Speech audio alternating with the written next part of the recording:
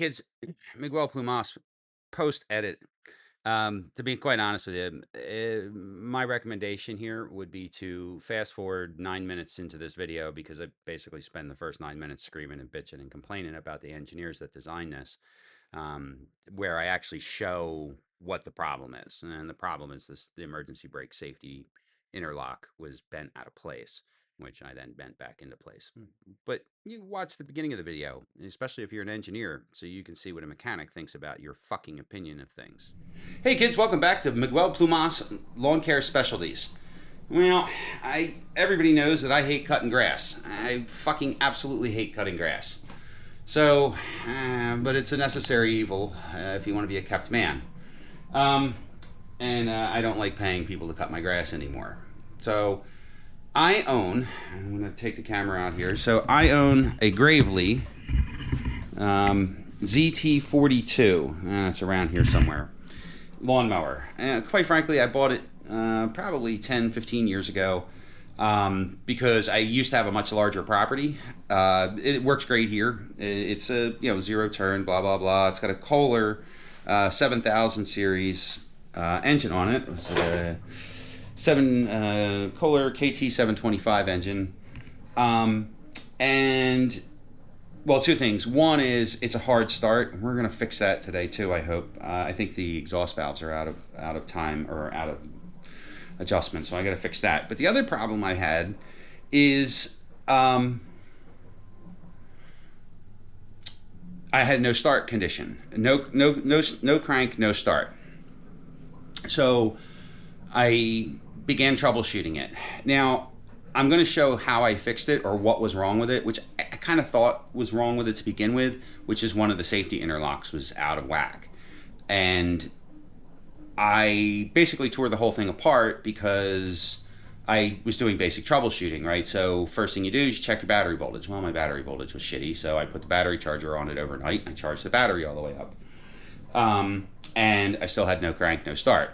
So then, like I said, it was acting like it was a bad safety interlock. It was a bad safety interlock.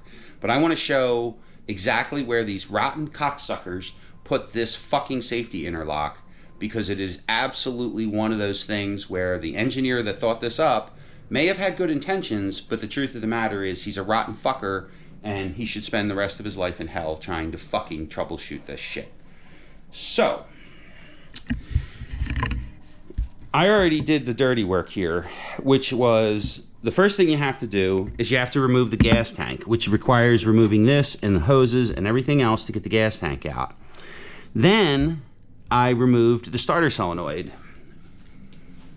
which is right here, because you can't get to it to test it. The starter solenoid is fucking buried all the way up underneath here. Now remember, there's a giant fuel tank. That fuel tank right there is here. Excuse me, I'm so aggravated by this. There's a fuel tank here. So you can't get to the starter solenoid because the starter solenoid is up in here, right? So that's where the starter solenoid lives. So you can't get to it to test it.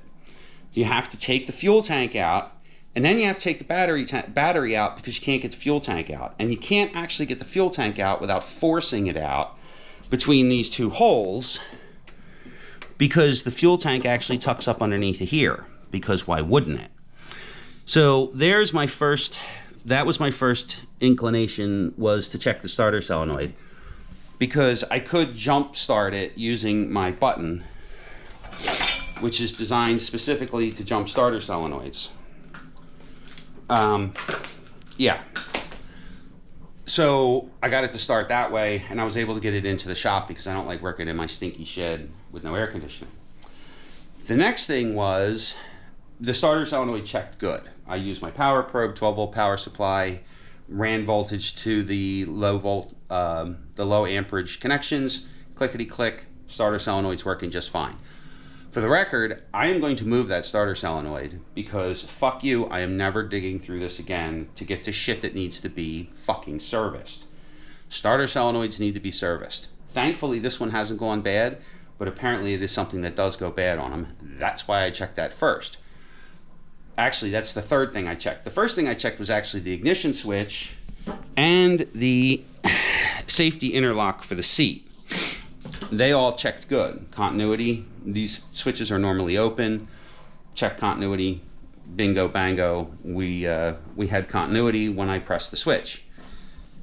Then I had to go to the safety interlock to make sure that you can't start it in gear, which is actually a pretty good one. Same with the seat one. I believe it or not, I know the trim on this thing has slowly been disappearing, because every time I have to take a piece of trim off or a guard off to work on it, I will throw that shit away, because if I have to work on it once, chances are I'm gonna have to work on it 3 times. Because this thing's getting old. It's at least 10 years old, if not 15. So, the emergency brake interlock.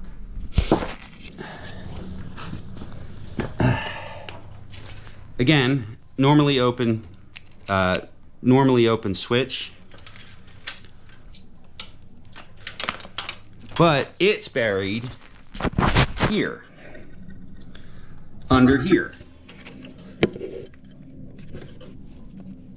You have to take the fucking battery out to get to that. So, had to take the battery out, disconnect the battery, take the battery out. Doesn't matter. I had to do that anyway because because I had to get to the starter solenoid, which you can't get to because the gas tank's in the way, and you can't get to it because the battery's in the way. So the battery has to come out, then the gas tank has to come out to test the starter solenoid. And I took the starter solenoid out because I'm moving that fucker. Oh, the other thing is the rotten fuckers buried this fuse. This 30 amp fuse is buried up underneath here, so you can't. I didn't even know that fuse was there. All right, so let's. I'm gonna hook our test equipment back up just so I can show that this actually does work. So I had to put I put a jumper cable on here.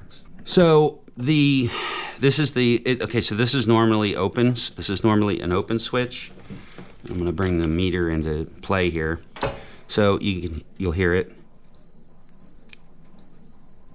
Okay, so the switch is working. A normally open, closed switch. This is mounted up in here with 2 self-tappers, of course. Now, I already fixed it, so it's gonna work. It's gonna work. I don't know if, let's see if it shows up on camera. Okay, so, oops, oh, this might even be a bit, yeah, all right. So, it has 2 self-tappers, and you can watch the holes will come into position, and the switch is now closed. It gets pushed by this this little lever here when you engage the parking brake. Now I'm going to disengage the parking brake and move the lever out of the way. Okay, and I'm going to put this back in where it belongs. All right. So that's the switch.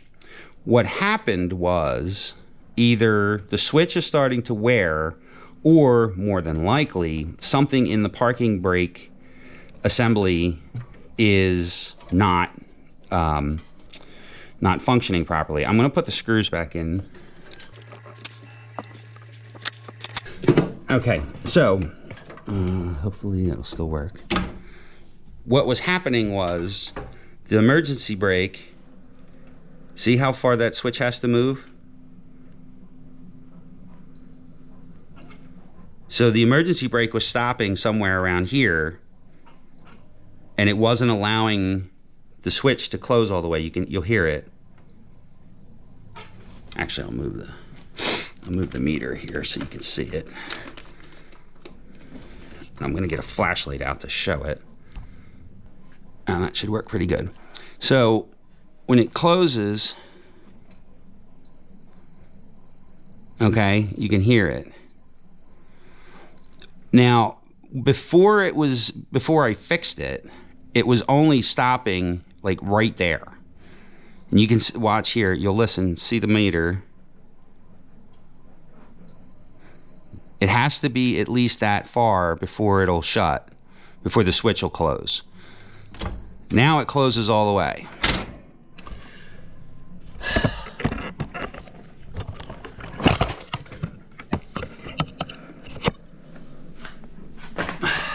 I fixed it by bending that out of the way, by bending the emergency brake actuator lever forward with a pair of channel locks. I shut the emergency brake off and I bent it with a pair of channel locks so it would close the switch all the way. So in conclusion, before you tear all of this shit apart, if you have a no start, no crank, no start, no crank problem with your Gravely ZT42 from 10 years ago, and it's acting like the safety interlocks are in functioning, the first thing you want to check is to make sure that that switch, that actuator for the emergency brake, is fully engaged to the switch. Have it open all the way or close all the way. Fucking hate lawnmowers. Now I get to spend another hour and a half putting this fucking thing back together. I think that's gonna have to wait till after lunch. Thanks for watching.